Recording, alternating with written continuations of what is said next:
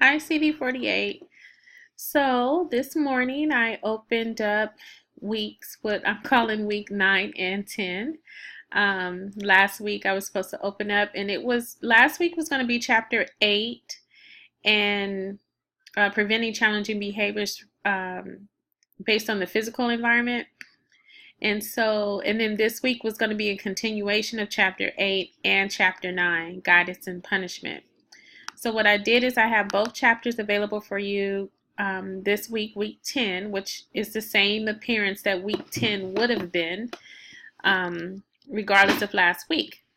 But the only addition is that there is an extra activity. So I've just extended the date for one of the activities. So just make sure you're looking at the deadline, okay? So this week you'll continue with chapter 8. So hopefully you read chapter 8 regardless, because no matter what, your syllabus tells you what you're focusing on. There has been an adjustment to the observations, so I've given you more time for the observation assignment, so that's adjusted on your syllabus. Otherwise, it pretty much gives you an idea of what you should be doing that week. So a few weeks ago, you guys were practicing coming up with ideas or experiences that promote positive social climate. So now you're going to be looking at how do you promote this physically based on the environment and the type of daily routine and the teaching strategies that you use in the classroom. You're also going to be looking at different ways we can guide children, because we know that no matter what we do, there's still going to be children that demonstrate challenging behaviors, or they just need to be taught. So, and I think that's an important factor that we forget. We place an expectation on what we want from children, but we have no evidence that we even taught them that, or that they have developed that knowledge and skills that they need to do what it is we want them to do. And so when we learn about children coming from different cultures, different backgrounds, different experiences, that should open our eyes a little bit more to see that the way children are taught to deal with situations, solve problems, may be totally different from what your expectation is of them in the classroom. So guiding young children is very important that you look at that differently, okay?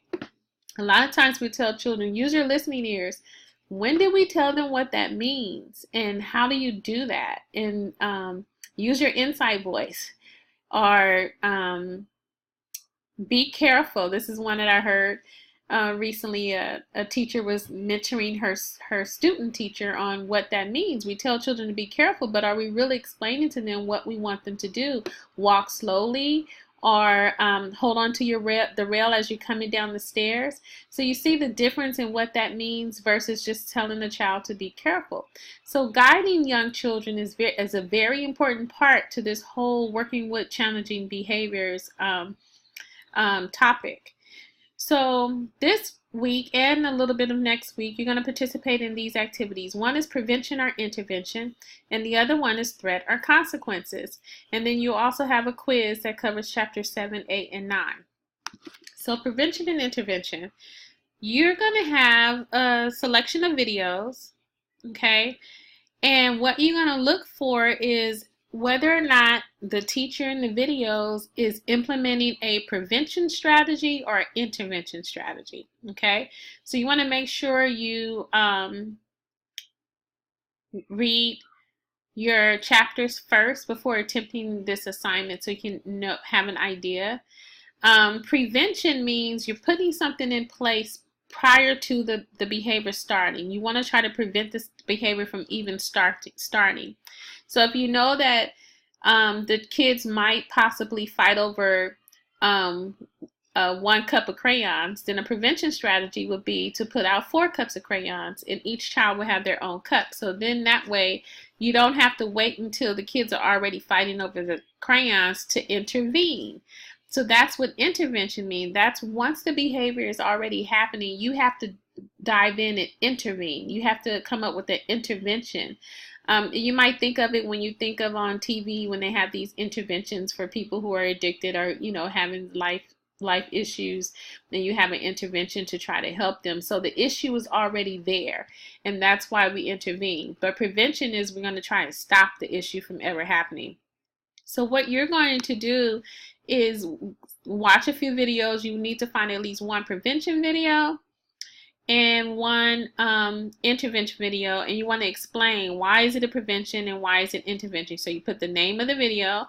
So you can put, like, I watched the family portrait video, and this is an example, so I'm not giving you the answers for sure, but you'll say this is a prevention video because the teacher's using a part of the classroom routine and curriculum to teach children about handling emotions. And so it's not once they have issues with emotions that they're dealing with it, but they're trying to teach them ahead of time. Okay, so that's that activity. And then the other one you have is the threat or consequences.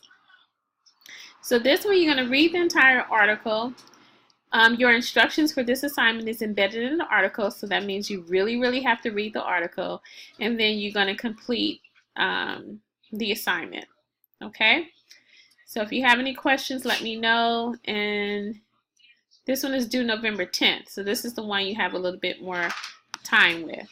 Okay, and the rest of the information in the module, there's a lot of resources.